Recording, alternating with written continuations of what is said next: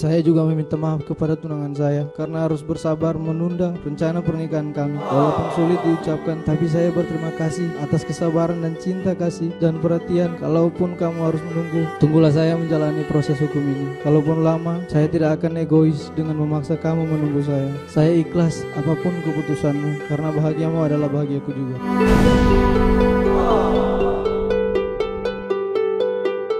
Wah, ini deg banget sih guys di sini. Siapa yang mau tiba-tiba masuk penjara, kita kan nggak tahu. Ini ada video kita tampilin waktu mukanya dia shock.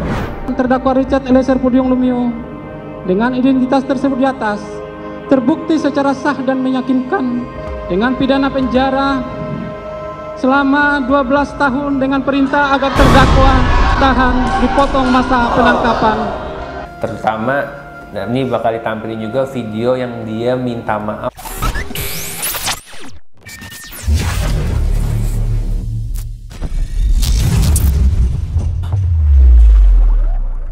Kembali lagi bersama gue Arjuna Dewanto yang akan selalu membahas hal-hal menarik yang sedang viral, yang jarang dibahas, mitos atau fakta, dan banyak hal menarik lagi lainnya di atas logika.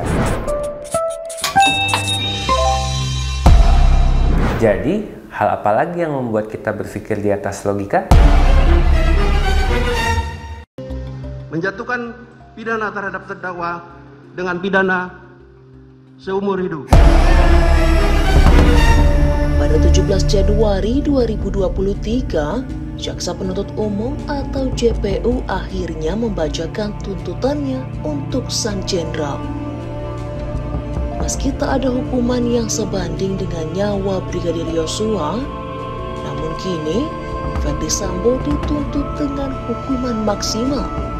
Ya, tuntutan tersebut tak lain pidana penjara seumur hidup. Melanggar pasal 340 KUHP, Junto pasal 55 ayat 1 ke 1 KUHP, dan menyatakan telah terbukti secara sah dan meyakinkan melakukan. JPU merasa Sambo merancang pembunuhan dengan begitu sempurna. Tindakan Sambo yang berujung menghilangkan nyawa Yosua juga menjadi pertimbangan tuntutan penjara. Ya, ini sebenarnya gue rada takut ngebahas nih, tapi oke lah. Zaman sekarang hukum Konoha semakin menjadi-jadi, semakin atas semakin menumpul, semakin ke bawah semakin lancip. Adakah keadilan di negara kita? Bisa kita lihat sama-sama yang lagi banyak diperbincangkan, hampir 6 bulan nggak selesai-selesai. Belakangan ini yang beredar di TV, media sosial, yang dimana menimbulkan banyak keresahan masyarakat. Ya, di sini gue akan ngebahas fakta dan berita yang sedang beredar di berbagai artikel ataupun komentar masyarakat yang beredar tentang atas tuntutan JPU terhadap kasus Sampo. Tidak hanya Sampo, selain itu ada 4 tersangka lainnya, yaitu Ibu Peci, kalian pasti tahu ya kan, Baradae, Bribka R, sama Pak Kaut ya guys, saudara-saudara. Berawal dari peristiwa kasus pembunuhan berencana yang dilakukan oleh Irjen Sampo, mantan Kadif Propam Negara Konoha, terhadap ajunannya Brigadir J, yang sangat menjadi perhatian publik. Di sini gue tidak ngebahas awal mulanya peristiwa ini terjadi, tapi fokus bahas atas tuntutan JPU terhadap Sampo, di mana masyarakat menilai sangat tidak ada keadilan. JPU menuntut Sampo hukuman seumur hidup. Kenapa nggak hukuman mati? Ya kan? Padahal beliau termasuk pembunuhan berencana yang sudah menghilangkan nyawa. Dan masyarakat bertanya-tanya kenapa tidak dihukum mati? Gimana bisa JPU menuntut seumur hidup dan menurut jaksa tuntutan seumur hidup sudah sesuai dengan pasal tersebut. Sedangkan menurut pakar-pakar ahli hukum lainnya seharusnya dimaksimalkan hukuman jika sudah memenuhi semua unsur. Sedangkan jaksa justru memilih tuntutan di bawah maksimal, yaitu pidana penjara seumur hidup, bukan pidana mati. Padahal jika dicermati, hal-hal yang meringankan bagi terdakwa hampir tidak ditemukan. Verdi Sambo pun dituntut penjara seumur hidup karena telah melanggar pasal 340 KUHP Junto, pasal 55 ayat 1 ke 1 KUHP. Masih banyak yang bingung akan yang dimaksud tuntutan seumur hidup. Ini ada contoh komentar masyarakat yang masih bingung. Gua menjawab berdasarkan artikel yang gue temukan. Menurut artikel di sini, bahwa arti penjara seumur hidup terhadap Sampo dalam kasus pembunuhan korban adalah bahwa Sampo akan menjalani pidana penjara seumur hidup sampai mati berada di penjara. Oke, jadi di sini gue mau ngebahas banyak banget pendapat tentang gimana sih hukuman mati. Ada yang bilang, misalkan saya masuk amit-amit coy, ya, misalkan Hasan ya, kameramen saya masuk penjara nih, umurnya beliau 35 tahun, di penjara selama 35 tahun. Ada juga yang dibilang kalau masuk kita di umur 35 tahun berarti 35 tahun dikali 2, jadi 70 tahun di dalam penjara. Tapi menurut artikel-artikel yang tim kami baca dan kita sudah riset, seumur hidup itu di penjara sampai mati. Dan berarti untuk di negara Konoha yang benar adalah penjara seumur hidup itu adalah selamanya sampai kita mati di dalam penjara. Cuman kita nggak tahu ya, masalah penjara di dalam Konoha itu banyak fasilitasnya. Itu pertama. Kedua, kita nggak tahu dia di penjara atau enggak. Betul nggak? Kalau dia melalang buana, dia di dalam penjara tapi bisa bikin paspor, bisa keluar negeri. Kita nggak tahu. Jadi ya bagusnya sih hukuman mati. Biar petinggi-petinggi kita, bukan kita sih, petinggi-petinggi negara Konoha bisa nggak semena-mena gitu sama bawahannya, sama ajudannya. Ya betul gitu bukan saudara-saudara? Ya betul.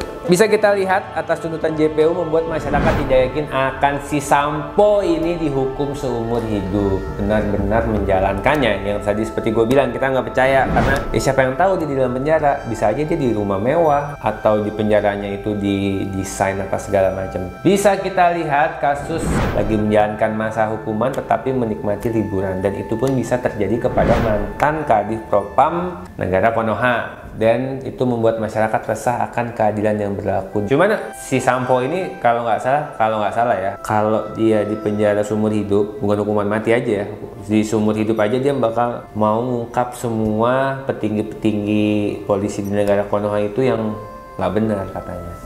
Itu ada videonya.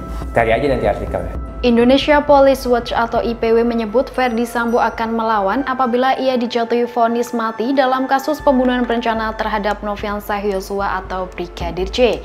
Diduga Sambo akan melawan dengan membongkar pelanggaran-pelanggaran yang dilakukan para perwira kepolisian.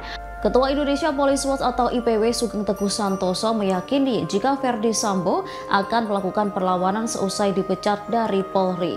Sugeng mengaku memiliki dokumen yang mengindikasikan hal tersebut. Kita lanjut.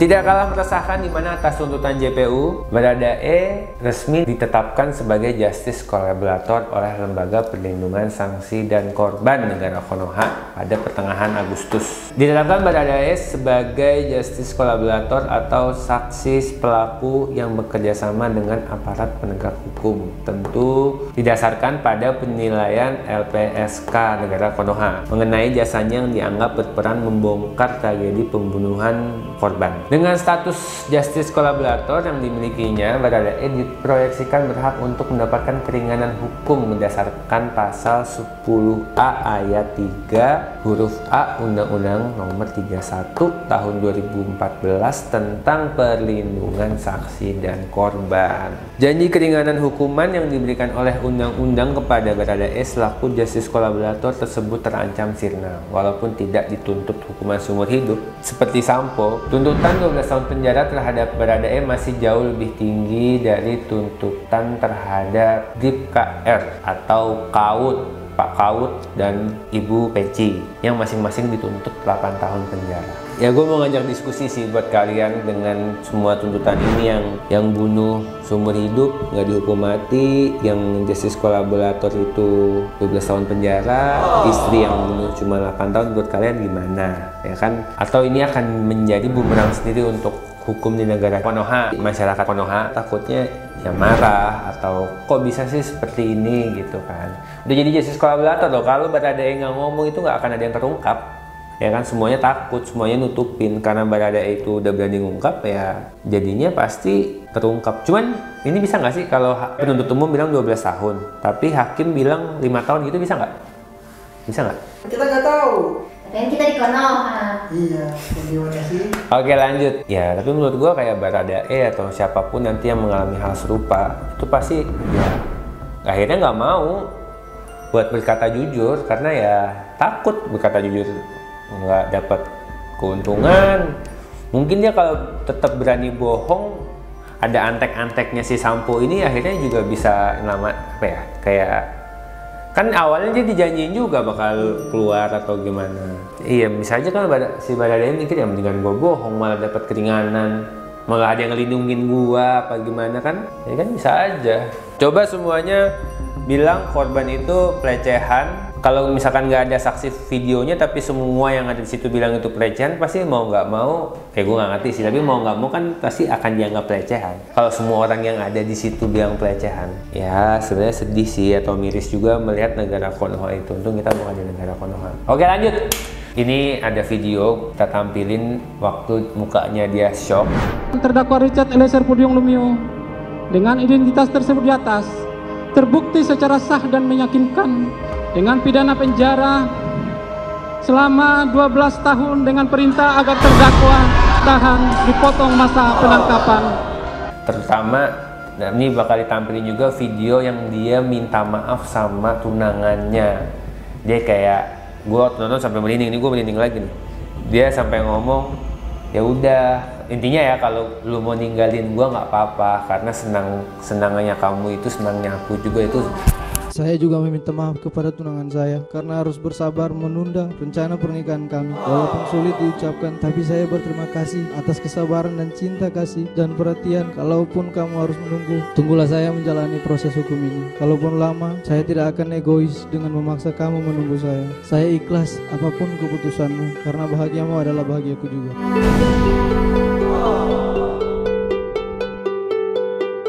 Wah, ini deg banget sih guys di sini. Siapa yang mau tiba-tiba masuk penjara, kita kan nggak tahu. Berikut artikel selanjutnya bisa kita lihat bahwa pengacara Baradae meminta agar kliennya dibebaskan dari tuntutan jaksa penuntut umum dalam kasus pembunuhan terhadap Brigadir J. Pengacara Baradae mengatakan ada alasan penghapusan pidana bagi Baradae. Tetapi jaksa meyakini Baradae melanggar pasal 340 KUHP, junto pasal 55 ayat 1 ke 1 KUHP. Adapun hal memberatkan Eliezer dalam kasus tersebut adalah perannya sebagai eksekutor. Jadi yang memberatkan dia karena dia yang bunuh gitu kan. Cuman yang gue tahu di petinggi polisi di negara Konoha itu pasti kita takut sama atasan. Gak mungkin, pasti siap gerak siap pak. Kalau udah pangkatnya lebih rendah, gak mungkin, gak mungkin. Emang seperti itu mungkin. Nah dia gitu pak, mungkin dia takut tuh gara-gara ini. Dia kan namanya masih remaja, masih ya gimana sih, masih baru ini juga, dia dapat tekanan yang sangat besar kayak gitu. Pasti berpikir, wah kalau gue nggak tembak, gue mati nih. Iya, gue yang nembak atau gue mati gitu kan. Iya, berhubung dia masih pengen umur panjang ya terpaksa. Gue bisa bilang nggak di negara Konoha aja, hampir di seluruh dunia kayak gitu. Aparat penegak hukum harus ingat bahwa seorang Baradae sebagai justice kolaborator telah mengorbankan hak mendasarnya sebagai seorang terdakwa, yaitu hak untuk tidak dipaksa memberikan keterangan yang memberatkannya. Selain itu, seorang justice kolaborator juga telah menempatkan dirinya dalam posisi yang dapat mengancam keselamatannya. Kalian harus mikirin keluarganya juga coba. Keluarganya Baradae pasti ada, pasti bahwa ada yang mungkin ada yang dibawa cabut, ada yang hilang mungkin. Karena kemungkinan adanya pembalasan dari pihak yang merasa dihianati baik dalam ataupun di luar penjara. Oleh karena itu, kesimpulan menurut saya atas artikel yang ada, aparat penegak hukum harus fair dalam memperlakukan seorang justice kolaborator. Dan semestinya Baradae tidak dituntut seberat 12 tahun penjara. Kalau menurut gua nggak ngerti hukum banget, tapi menurut gua nggak tahu sih, gua takut, tapi hitungan 2 tahun 3 tahun itu cukup sih. Nah, karena gua tahu kayak paling bawah, pangkat yang paling bawah itu ya iya aja, siap-siap aja. Gue yakin kalau ya tadi yang seperti kita bilang, kalau dia nggak mau pasti dia udah mati kali sekarang. Yang tadi gue udah bilang, dia ngebongkar kasus ini kalau nggak ada Baradae nggak akan ada sisi terang, pembunuhan berencana ini nggak akan ketahuan. Masa udah jujur kayak gitu, kayak jadi nggak ada nilainya. Jadi JPO itu menuntut Ibu Peci dengan hukuman 8 tahun. Jaksa penuntut umum yang menyimpulkan hal yang meringankan Ibu Peci yaitu belum pernah dihukum dan sopan. Apaan sopan? Cuman siap lupa, siap tidak tahu, siap saya lupa, sopan. Oke guys, jadi itu aja tentang, sebenarnya kita udah mau bahas ini dari lama, cuman karena kita pada sibuk kalau untuk menganalisa kasus ini terlalu kompleks, terlalu sulit, jadi pada saat sudah ada tuntutan baru kita bahas. ya kan. Kalau channelnya Nesi Judge itu bener-bener kayaknya dia persidang tuh itu keren banget sih, rinci banget gitu. Dan gue memang mau bahas, jadi ini udah semuanya kita rangkum. Kita tunggu nanti final tuntutannya dari hakim sampai ketok palu itu apa, oke? Jangan lupa subscribe, komen mau bahas apa di sini, mau bikin konten apa, komen aja. Bye bye.